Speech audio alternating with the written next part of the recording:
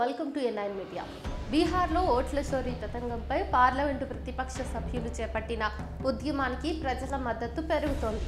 మొన్న 300 మంది ఎంపీలు పార్లమెంట్ నుంచి కేంద్ర ఎన్నికల ప్రధాన కార్యాలయం వరకు శాంతియుత కార్యక్రమం చేపట్టడం దేశం దృష్టిని ఆకర్షించింది. యాత్రకు అనుమతి లేదంటూ వారిని పోలీసులు మధ్యలోనే అడ్డుకుని దౌర్జన్యానికి పాల్పడే క్రమంలో జరిగిన తోపులాటలో పలువురు ఎంపీలు సొమ్మసిల్లి పడిపోవడం విచారకరం. ప్రతిపక్ష నాయకునితో సహా ఎంపీలను అరెస్ట్ చేసి పోలీసు వ్యానుల్లో కుక్కడం మరీ దారుణం. ఇది సర్కార్ అణచివేతకు పరాకాష్ట. అంతేకాదు, ప్రశ్నించే గొంతులను ఏకపక్షంగా నొక్కేయటమే. ఎందుకింత అక్కసహలు? ప్రజాస్వామ్యంలో ఎన్నికలు పారదర్శకంగా జరగాలని కోరుకోవడం తప్ప ఇంతటి నిర్బంధాన్ని ప్రయోగించడాన్ని చూస్తుంటే అవకతవకలకు నేతృత్వం వహించింది కేంద్రమేనా?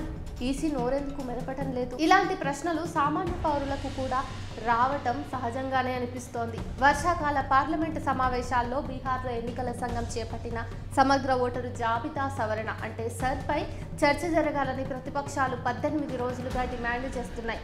కానీ అందుకు కేంద్రం సిద్ధపడటం లేదు. పైగా వారి వాదనలను కనీసం పట్టించుకున్న దాఖలాలు లేవు. ఇదే అంశంపై సిఈసితో మాట్లాడేందుకు ఎంపీల బృందం వెళ్ళగా వారిని అనుమతించలేదు. ప్రజాస్వామ్య విలువలకు తిలోదకాలిస్తున్న తరుణంలో ఓటుపై అనేక సందేహాలు వెల్లువెత్తుతున్న సమయంలో ప్రజాప్రతినిధులకు సమాధానం చెప్పేందుకు ఈసీకి ఎందుకింత భయం? ఎంపీలను కలవకపోవడంలో ఆంతర్యం ఏంటి? దీన్ని బట్టి చూస్తే కేంద్రం కనుసన్నల్లోనే ఇదంతా జరుగుతోందా? ఓట్ చోరీపై ఖచ్చితమైన వివరణ కావాలంటూ విపక్షాలు వినూత్న పద్ధతుల్లో నిరసన ప్రదర్శనలు చేపట్టడంతో కేంద్రం ఆత్మరక్షణలో పడింది. నిజమైన మాట. ఓవైపు ఈ చర్చ నడుస్తుండగానే బీహార్ ఎన్నికల కమిషన్ విడుదల చేసిన ఓట్ల జాబితాలో ఆశ్చర్యకరమైన విషయం వెలుగు చూసింది. మింతాదేవి ఓటరు ఐడిలో వయస్సు 124 అని ముద్రించడం ఎన్నికల సంఘం డొల్లతనాన్ని, సర్కారు నిర్లక్ష్యాన్ని బట్టబయలు చేసింది. కర్ణాటకలో బహుళ వ్యక్తులు, బహుళ ఓట్ల వివరాలను పవర్ పాయింట్ ప్రెజెంటేషన్ ద్వారా దేశ ప్రజలకు ప్రత్యక్షంగా చూపించారు. మరి కేంద్రానికి, ఎన్నికల కమిషన్కు కనబడట్లేదా? ఈసీ ఇచ్చిన డేటాతోనే కదా వివరించారు. మరెందుకు స్పందించడం లేదన్నది చర్చ.